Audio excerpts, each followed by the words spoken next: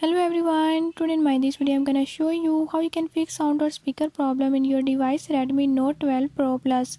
In this device Redmi Note 12 Pro Plus, if you're having any issue like you want to play a song or video is playing but you don't save the audio or sound from it, I'll show you how you can fix it. Before I start, if you're new to my channel, don't forget to subscribe and press bell icon. Watch complete video and learn how you can fix it.